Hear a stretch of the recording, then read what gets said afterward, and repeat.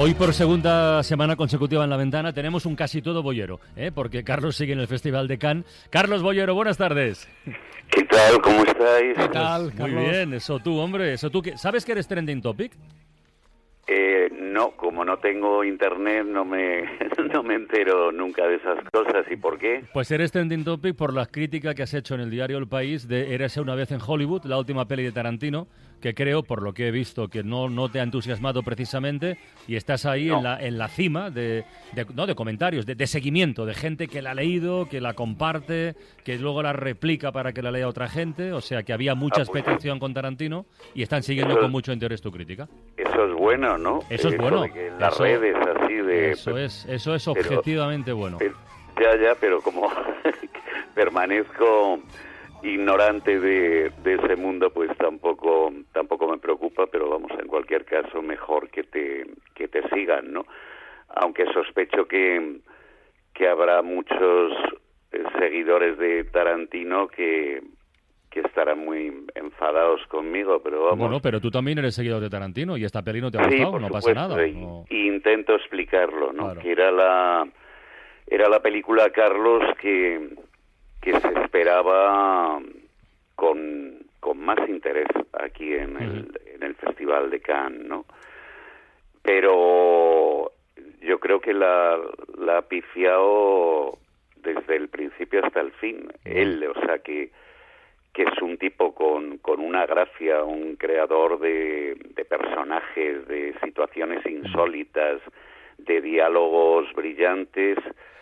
Aquí, a mi juicio, no la ha perdido completamente, ¿no? Y te planteas como alguien que prepara las películas con tanto tiempo. Te quiero decir que no rueda una película al año porque tenga que comer, sino que sus proyectos le llevan años, ¿no? Y hablando de un tema que se supone que le apasiona, que es el tributo a Hollywood, a un tipo de Hollywood. Él es mucho de cultura de videoclub, de kung fu, de karate, de judo, de series de televisión convencionales, pero bueno, eso es en lo que se educó y ha conseguido darle la vuelta muchas veces al tratarlo en sus películas, ¿no?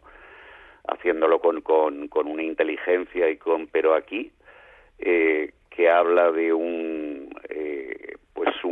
actor famoso de western, de series, y de su doble, ¿no? Que los interpretan Leonardo DiCaprio y Brad Pitt, contando sus desventuras más que venturas, ¿no? Su decadencia, y mezclándolo con la familia Manson, ¿no? Que asesinó a Sharon Tate y a sus amigos, y que en la película Sharon Tate es vecina, ¿no? de la casa de este director. Y bueno, el final es muy insólito, no voy a contar nada, no se ajusta a los hechos, sino que pretende ser distinto y muy original. Pero a mí, para mi pesar, la película me ha dejado completamente frío. ¿Y los actores qué tal están? DiCaprio, Pues Brad Pitt, Al Pacino. Está Al Pacino, pues es que tampoco les pilló el encanto, y mira que son buenos, ¿no? Pero es que no yo por lo menos no le veo la gracia. Que pretende ser muy graciosa y muy insólita, ¿no? Y tiene pues algunos detalles, o sea, que revelan el talento de este hombre. Concretamente hay una situación cuando conocen a la familia Manson, el personaje de Brad Pitt, y hay una secuencia que está muy bien resuelta, con mucha tensión y tal. Pero vamos, son 3 horas y quedarme con esa secuencia de 10 minutos para mí es poco, pero bueno, que la gente opine cuando se estrene. Mira, vamos a incorporar a Pepa Blanes, que está también en el Festival de Cannes, la jefa de cultura de la cadena SER, enviada especial. Pepa, buenas tardes. Hola, ¿qué tal? Buenas tardes. Vamos a Aquí estoy incorporarla. en la época del recreo. Exacto, porque tú has estado en la rueda de prensa de Tarantino y de DiCaprio y Brad Pitt, ¿no? Que han estado. ¿Qué tal ha sido el encuentro con los periodistas, por cierto? ¿Cómo les has visto? Pues mira, he visto a un Tarantino un poco tenso. Ayer en el pase ya leyeron un comunicado que evitáramos los spoilers. Como decía Carlos, es que hay un final un poco sorprendente en ese aspecto, entonces decía que no... Entonces estaba como muy tenso con la prensa, arropado por supuesto por Brad Pitt y DiCaprio, y había muchísima expectación, una cola de 1 hora, y eso para las acreditaciones buenas, o sea que eso es aquí delirante. Y bueno, pues como contaba Carlos, la película habla de los asesinatos de Charles Manson, entre ellos a la actriz Sharon Bates, que estaba embarazada y era la pareja por aquel entonces de Polanski, que también sale en la película. Tate, eso. Tate, sí.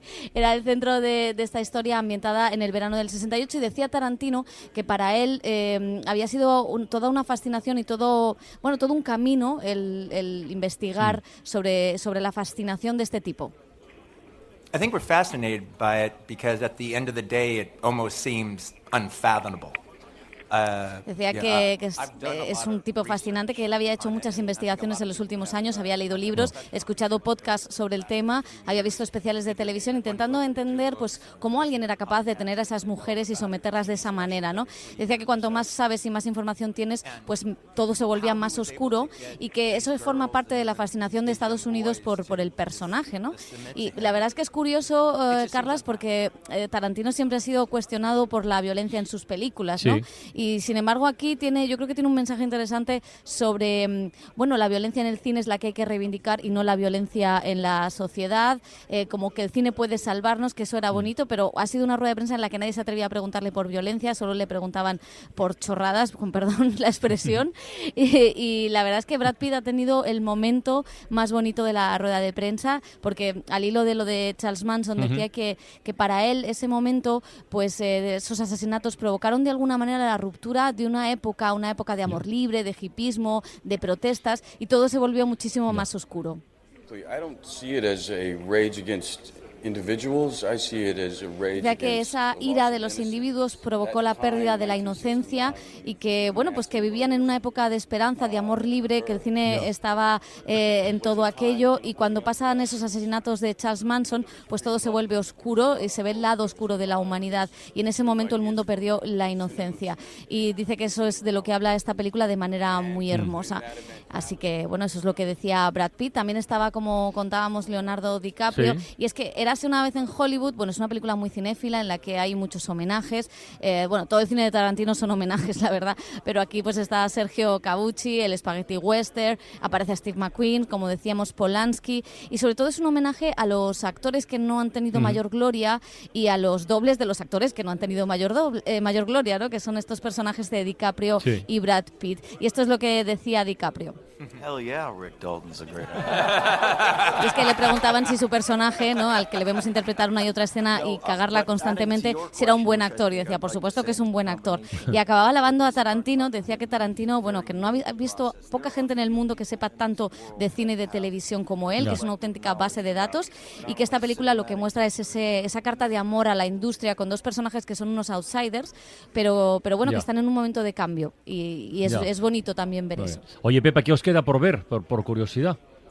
Pues nos queda por ver que She's, que es el director de La vida de Adele, que ganó aquí la Palma de Oro, y que es una película de 4 horas. ¿Cómo? Y se ha corrido el rumor, si 4 ¿4 horas? 4 horas, y se ha corrido Carlos, el rumor. ¿has oído? 4 horas. Estás deseando verla, Carlos. Si es que todas son de 4 horas, por lo menos de 3. De 3 hemos visto mogollón. Sí, 4 horas, Pepa. Pero déjame alegrarte esto, porque, claro, hay un aliciente. Se ha corrido el rumor entre la prensa de que hay un cunilingus de 20 minutos. ¿Perdón? No voy a decir más. Carlos, quedamos para verla, ¿eh?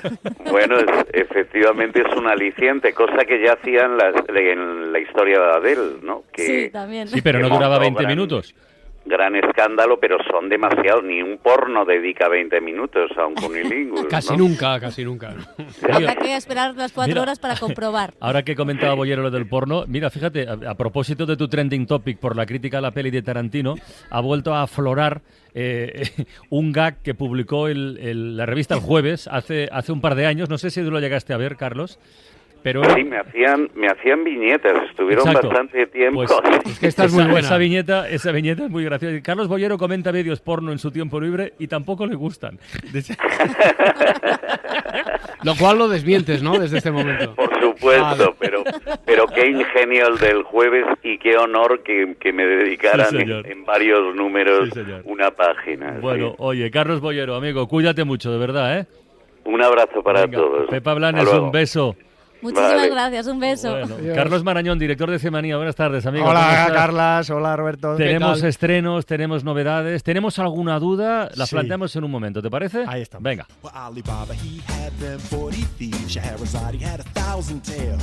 But master, you're in luck because up your sleeves you got a brand of magic never fails. You got some power in your corner now, heavy ammunition in your camp. You got some punch pizzazz, and how all you gotta do is rub that lamp and then I'll Estamos en la ventana del cine, acabamos de decir adiós a Carlos Boyero y a Pepa Blanes, que están en el Festival de Cannes, y hemos saludado ya al director de Cinemanía, Carlos Marañón, para comentar algunos estrenos de esta semana. El más esperado, sin duda, el que llega rodeado de mayor expectación, es Aladdin, en esa moda, en esa tendencia de Disney de replicar algunos de sus grandes clásicos, no con animación, sino con personajes reales.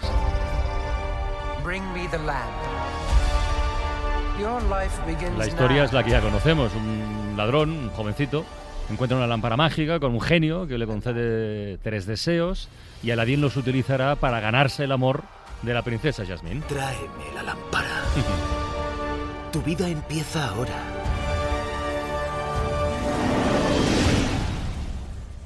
Aladdin. A mí, Carlos, me da un poquito de prevención. Mira, Dumbo, que la comentamos aquí y la vimos todos además, oye, no sale mal. No está mal. Habrá que ver a Aladdin. No lo sé. No sé. En realidad no nos hemos recuperado todavía de Dumbo, del Dumbo de Tim Burton, y estamos ya otra vez con otra película de Disney que como mínimo tiene algunas decisiones un tanto dudosas, ¿no? Y ya no tanto por Will Smith, que bueno, recordaréis que sobre todo la voz del genio en la gran película que fue la versión de animación era Robin Williams, que era un auténtico fenómeno. Bueno, digamos que Will Smith, puede funcionar, ¿no? Vamos a esperar, pero sí que a mí el tema Guy Ritchie en la dirección de un musical, porque es un director que yo creo que las historias de crimen y drogas, yo creo que estaremos todos de acuerdo en que ha hecho unas cuantas que están bastante bien, ¿no? Lock and Stock, Snatch, incluso el Sherlock Holmes eran películas que eran Sherlock adrenalina, eran adrenalina pura, no eran, digamos, con el rito Holmes clásico.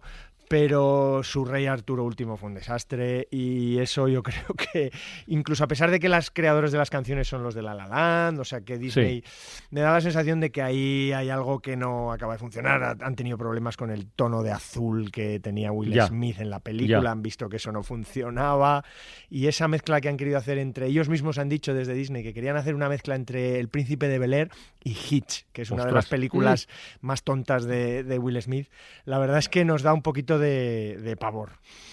Y esta tendencia, porque parece que va a continuar con El Rey León, por lo menos, ya con El Libro de la Selva. Funcionó con El Libro de la Selva, con La Bella y la Bestia. El Libro de la Selva estaba muy bien, que yo también El Libro de la Selva estaba bastante bien. Me daba un poco de pereza. Da un poco de pereza asumir que vas a ver lo mismo que los dibujos, que la animación, claro. Y aquí dicen que no. Han incluido un par de personajes más. Hay un Ahmed que se entromete entre Aladdin y Yasmín. O sea que bueno, han incluido pequeñas cosas para que no sea exactamente igual. Bueno, pues vamos a ver cómo sale.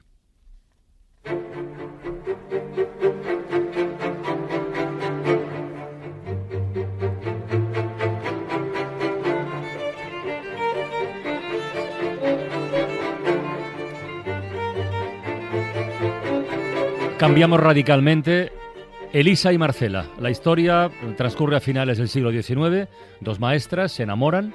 Para poder casarse, Elisa tiene que marcharse del pueblo, regresar meses después bajo la identidad de un hombre, Mario. Pero todo será muy complicado. Es una historia real y a partir de esa historia ha rodado su última película, Isabel Cochet. Querida Marcela, 4 semanas, 3 días y 9 horas me separan de la última vez que pude leerte.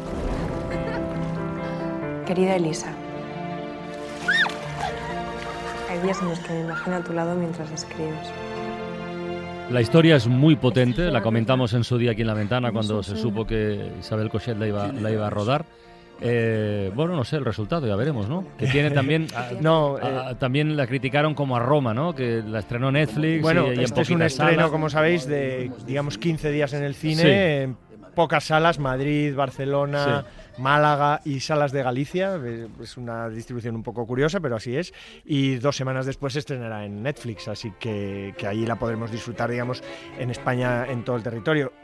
A mí yo agradezco mucho a Isabel que haya escrito, que haya dirigido esta película. Se le nota el poco presupuesto que ha tenido, ¿eh? Pues a veces creemos que a lo mejor Netflix y estas plataformas son la panacea y no tanto. O no siempre. Probablemente este proyecto hubiera sido aún más difícil de hacer, digamos, en cine, una producción normal, pero seguramente si se hubiera podido hacer hubiera tenido un poquito más de, digamos, más presupuesto, vamos a decir. La ha peleado muchos años esta película, Isabel Coixet, para levantarla. Y ha podido hacerla. La ha peleado muchísimo. Y fíjate, yo creo que está muy bien la película en los detalles, en lo físico, en lo íntimo, en la relación entre Natalia de Molina y Greta Fernández, que está muy bien. Natalia de Molina es estupenda, ya lo ha demostrado, digamos, a lo grande, y Greta sigue ese camino.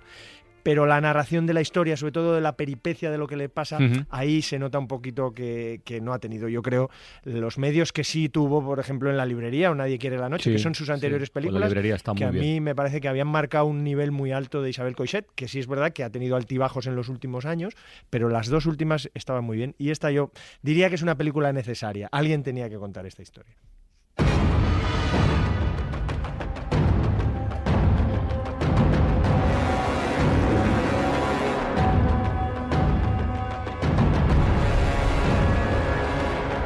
Más estrenos de cine para el fin de semana. El hijo. Un matrimonio encuentra un niño que viene de otro planeta y lo adoptan como su hijo, pero, dice Superman, no. En vez de utilizar sus superpoderes para hacer el bien, hace lo contrario, que es que siembra el terror directamente. Who am I? You are a gift.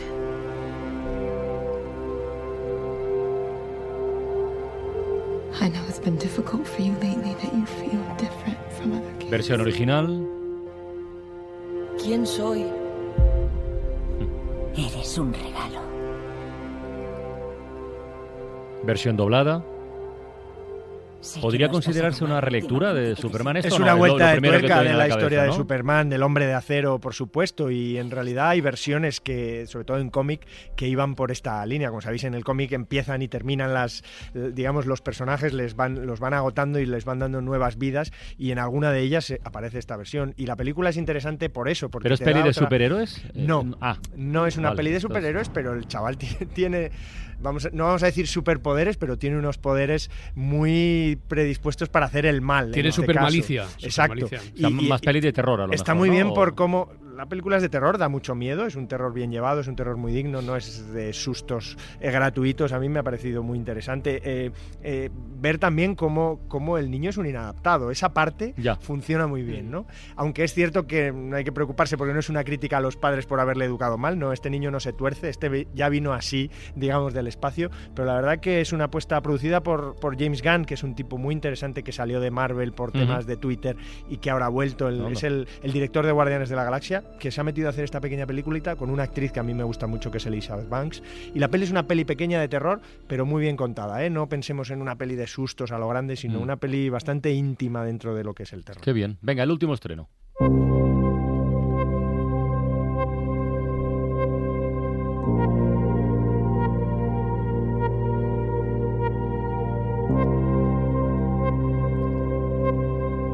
Desde Francia nos llega la última lección. Cuenta la historia de un profesor que se hace cargo de una clase con los alumnos más inteligentes del instituto. Él aún no se ha recuperado, del suicidio de su anterior profesor. Irá descubriendo poquito a poco que hay alguna cosa rara, ¿verdad? Alguna cosa que da miedo, alguna cosa oscura detrás de su comportamiento. Je vais remplacer M. Capaldi pendant quelques semaines. Alors, je vous demanderai de l'accueillir avec bienveillance et gentillesse, hein, comme vous savez le faire. Versión original. Voy a sustituir a Capadís unas semanas. Os pido que le ofrezcáis una calurosa bienvenida, como vosotros sabéis. Los chicos de tercero han sacado la mejor media de los últimos años. Versión doblada. ¿Qué tal? 40. Es inquietante el planteamiento. Una película muy inquietante. Esto sí que sería el Club de los Poetas Muertos, pero de verdad. Los muertos de verdad. La película empieza muy potente con un profesor que se tira por la ventana en medio de una clase y es un punto muy, muy desconcertante, y cómo llega un profesor nuevo a una especie de colegio muy elitista en el que, bueno, hay una hostilidad muy contenida, cosas que pasan sin que tú te enteras que pasen. La verdad que es una película que tuvo un premio en el Festival de Sitges, en el Cine Fantástico, con una resolución, por supuesto, muy sorprendente, pero que no es de terror, es más de inquietud y de mal rollo. Pero la verdad que es muy metafórico de todo lo que está sucediendo en la sociedad, con la juventud. La verdad que es una peli muy inteligente. Una peli turbia, ¿eh? Sí, una peli totalmente. turbia. Carlos Marañón, director de Cinemanía, un abrazo y gracias como siempre. Muchas amigo. gracias. Un abrazo fuerte.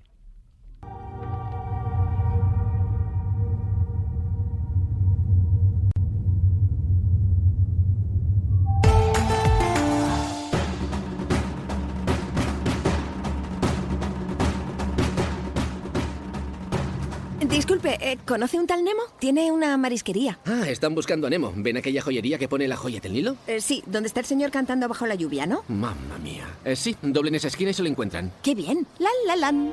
Vive un verano de cine con Viajes El Corte Inglés y el asistente de Google. Y llévate un Google Home Mini de regalo al reservar. Hazlo por solo 60 € y paga hasta en 10 meses. Si encuentras un precio mejor, te lo igualamos. Consulta condiciones en Viajes El Corte Inglés. Financiación ofrecida por Financiera El Corte Inglés y sujeta a su aprobación. Desde hace tiempo estamos notando un seísmo muy particular y no son todos los estrenos de cine. Es un movimiento que está cambiando el mundo de los seguros de coche y claro, si se trata de eso, no cabe duda de que quien lo ha provocado es Línea Directa. Y es que esta vez los de Línea Directa se han vuelto a superar. Por primera vez, 6 meses gratis en tu seguro de coche. Ya sabes, si quieres disfrutar del mayor seísmo que ha ocurrido en los seguros de coche, llama al 902-123-011. 902-123-011. Consulta condiciones en lineadirecta.com, una compañía Bankinter. La ventana de los números, con Santiago Niño Becerra. Deals, fusiones, adquisiciones y desfalcos ejecutivos capaces de hundir bancos o cajas de ahorros. Aboguen por los porros ahora que deudas se ahogan. Hagan tai chi o yoga, aumentan los recobros. En Wall Street de buena mañana se abre la sesión del Dow Jones, suena la campana. También saltan las alarmas. A ti te sube la tensión y se te jode el karma. Santiago Niño Becerra, buenas tardes, amigo. Carlos, ¿qué tal? ¿Qué tal, Santiago? ¿Cómo vas? Hombre, Roberto, ¿qué tal? Me dejas que lea... ¿Sabes qué me ha recomendado Santiago cuando hablábamos antes de Unimos con Costrina? La serie Versalles, que hemos hablado de los orígenes del Versalles, el mundo, los nobles dándose la gran vida y el pueblo cabreado, como no puede ser de otra manera. Se lo ha recomendado por fiel. Esto tiene que ver con la economía también. Sí. ¿Así está bien esa serie, Santiago? Sí que está bien. Ahora han acabado la segunda temporada. Sí. O sea, está bien porque al menos se acerca mucho a la historia desde el punto de vista de los personajes. No me hagas spoiler, te iba a decir. ¿Perdona? No, que te iba a decir, no me hagas spoiler, que ya sé cómo acaba. Pero No, simplemente el ministro Colbert, pues su carácter está bien reflejado, era así, claro. Al menos yo por lo que he leído. Y es toda la evolución de Versalles. Sí. La construcción y tal, está realmente muy bien. Y es otra manera de mirar el eterno problema de la desigualdad, ¿no? De unos viven de una manera, otros viven de otra, o en la serie ahí no entran mucho, de momento. Salen es muy colateralmente. Muy colateral, está bien. Yo creo que es la única película o serie que yo he visto en el que el protagonista es un edificio. Está muy bien. Sí, realmente es así. Está muy bien. Es el protagonista. Todo lo demás, el Luis XIV y tal, pues bueno, son elementos que están ahí. Son secundarios. Sí. Oyentes de La Ventana, seguidores de La Ventana de los números, déjenme que les lea una frase que dice lo siguiente. O lo de Estados Unidos con China es un farol o vamos a una catástrofe. Pero como confío en el ser humano y creo que no somos del todo tontos, imagino que no pasará nada con la guerra comercial y alguien pondrá el freno. Esta no es una cita histórica, ¿eh? Es una frase de hace exactamente 6 horas de Santiago Niño Becerra. ¿Qué hacemos entonces, Santiago? ¿Confiamos en la inteligencia del ser humano o nos asustamos de verdad? No, lo digo muy en serio, ¿eh? Sí, lo puedes decir en serio. Vamos a ver. Ha empezado, hace unos meses, lo que parece ser una carrera hacia el infierno, y lo digo literalmente. Sí. Porque claro, primero fue Estados Unidos que subió unos aranceles, luego la réplica, luego tal, ahora Huawei. Yo quiero pensar, y lo digo sinceramente, quiero pensar en que esto es una estrategia de alguien que se está decidiendo no sé qué en algún despacho y que estos son los efectos colaterales y que esto dentro de 3 meses ni nos acordaremos de ello.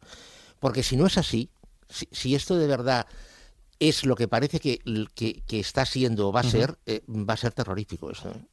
O sea, ¿Por qué llega Trump a este extremo? Más allá de lo que ya sabemos de sus estrategias negociadoras, que consisten en tensar la cuerda y luego aflojar. Bueno, pero esto es muy especial. Esto es cambiar el orden del mundo tecnológico tal como lo hemos conocido y nos lo han vendido, ¿eh? Sí. Sería, si acaba ocurriendo. Sí, a ver, Estados Unidos ha llegado a un punto. O sea, Estados Unidos ha sido todo, desde el final de la Segunda Guerra Mundial a los años 2000. Es decir, cuando explotó la burbuja tecnológica, ¿os acordáis? Sí.